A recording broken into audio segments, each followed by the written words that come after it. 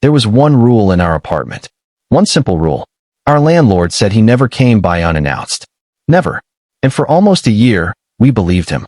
Until little things started moving. A kitchen drawer left cracked open. Bathroom cabinet ajar.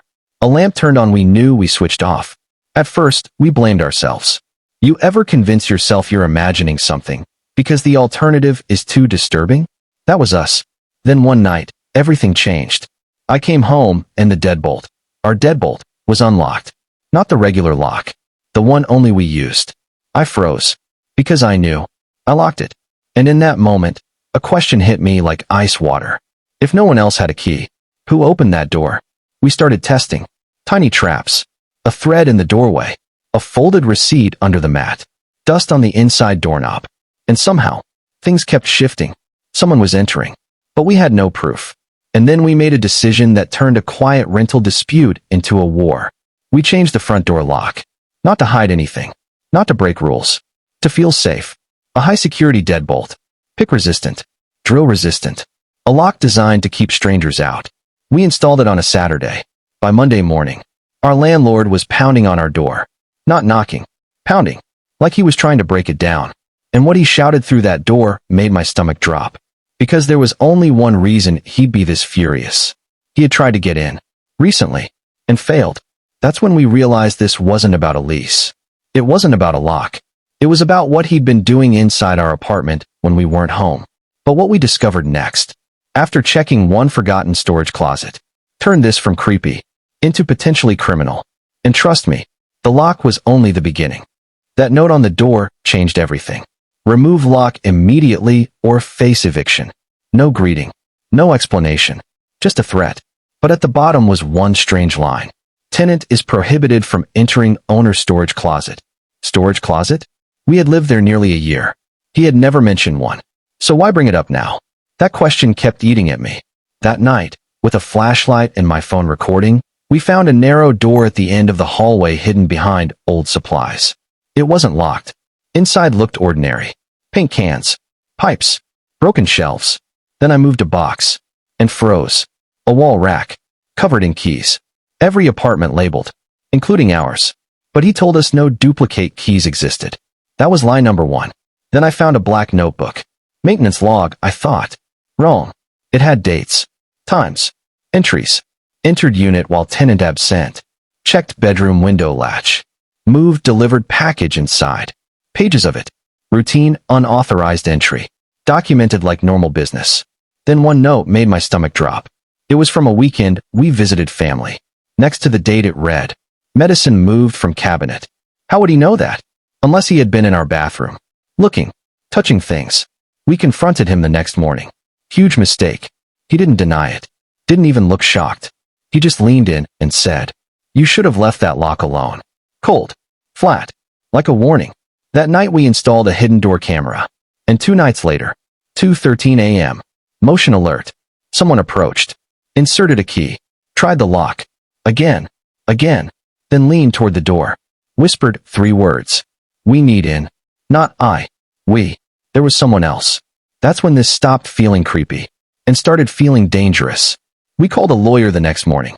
But before we could act, our landlord came back. Not alone. With a city inspector. And papers in his hand.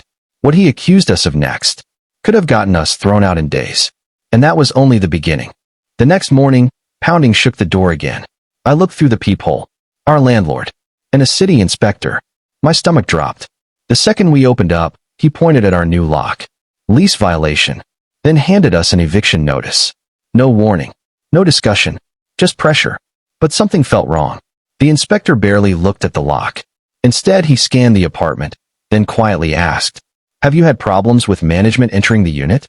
I froze. Why ask that? Before I could answer, the landlord cut him off. Fast. Too fast. After they left, we called the city. Shock. No inspection had been scheduled. None. That visit may have been staged. Retaliation. Now we started digging. Neighbors talked. One said management entered while she showered. Another said packages moved inside without permission. Same pattern. Then our hidden camera caught something strange. Not our door. The hallway storage closet. 2:07 a.m. Our landlord entered carrying a toolbox.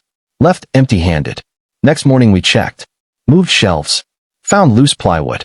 Behind it, a narrow crawl space inside the wall, running beside the apartments. Inside were footprints and dust. Fresh. And a flashlight. Recently used. Then I saw a vent. Facing our bedroom. Every strange thing suddenly made sense. But deeper inside, I found an old envelope. Tenant schedules. Notes tracking when people left home. For years. This wasn't random. It was routine. We called an attorney. But that night, another envelope slid under our door. No name. No stamp. Inside, a photo of us asleep.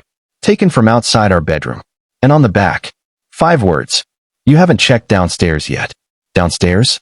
There was no downstairs. At least, not one we knew about. There was no downstairs. At least, that's what we believed. But that photo changed everything. The next morning, we went straight to the basement door by the laundry room. Always there. Always locked. Always ignored. Until now. The handle turned. Unlocked. Inside was a narrow basement hallway. Old pipes, weak buzzing lights, concrete walls. Nothing unusual at first. Until we reached the back. A second door. Heavy steel. No label. Barely open. Behind it. A hidden room. Shelves. Boxes. Files. And then, monitors. 3 screens. My chest dropped. Live security feeds. Hallways. Parking lot. Back entrance. And one labeled with our apartment number. Our unit. Why would there be a camera on us? Beside it were DVDs stacked neatly. Dates written across them. Years of recordings. We should have left immediately. But we opened a filing cabinet instead. Tenant complaints. Entry reports. Disputes.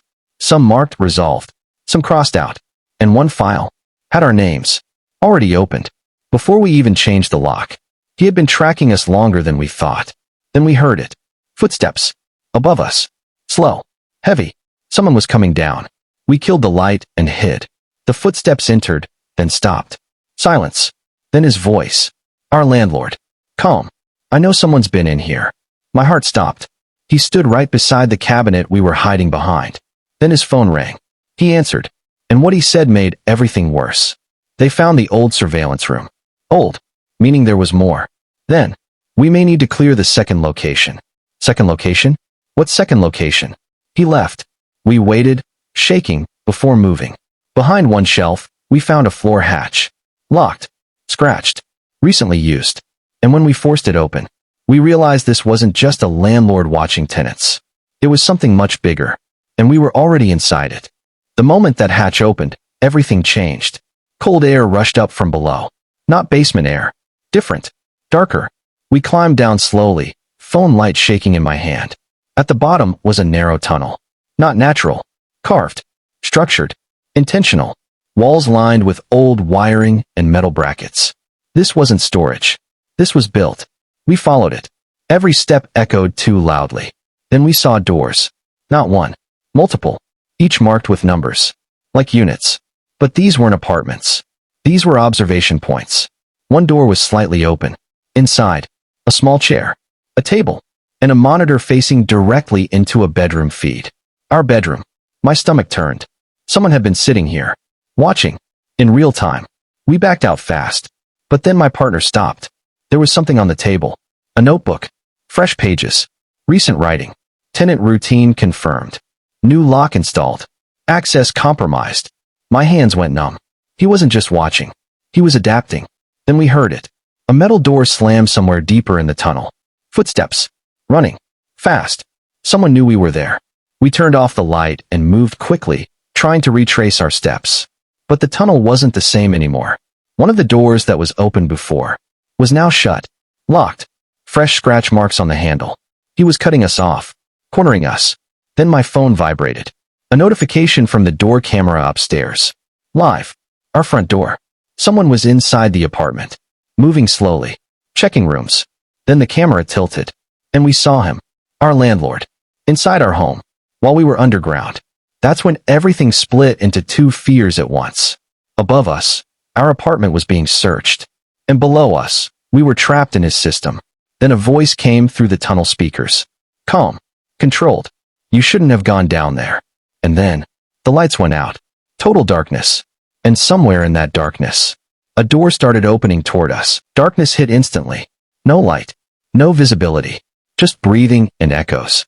Then the worst sound. Footsteps getting closer in the tunnel. Slow. Controlled. Like he knew exactly where we were. We backed up until we hit a wall. Trapped. My phone flashlight flickered back on, barely. And what it revealed made my stomach drop. The tunnel wasn't just one path. It split. 3 directions. And above each opening, small numbers painted into the concrete. Matching apartment units. This wasn't random. It was mapped. Then we heard it again. His voice. Not shouting. Not rushing. Just calm. Don't make this harder. And then, a metal gate slid shut behind us. He had sealed the exit. We were inside his system now. My partner grabbed my arm. Go. We ran into the left tunnel. Footsteps followed immediately. Too close. Too precise. Like he wasn't guessing. Like he had watched us move before. We turned a corner. And stopped. A door. Already open. Inside, a small control panel. Red lights blinking. And labels. Unit 1, audio. Unit 2, visual. Our apartment number. My breath stopped. He wasn't just watching. He was listening too. Then the speaker crackled again. And this time his voice changed. Colder. Angrier. You touched the wrong system. A loud beep echoed through the tunnel. And every door around us started unlocking at once. Click, click, click. Like something was being released. Then a final message appeared on the monitor in front of us. Containment breach protocol initiated. And from the darkness behind us, something started walking. Not fast. Not slow. Just certain. Coming closer. And then we realized. He wasn't trying to stop us from leaving. He was trying to decide where we would be found. The tunnel went silent. Then the footsteps stopped. Not because it ended, but because something else arrived. A second voice came through the speaker. Not our landlord. Official. Cold. System breach confirmed. Tenant exposure at maximum level. My stomach dropped. There was more than one person involved.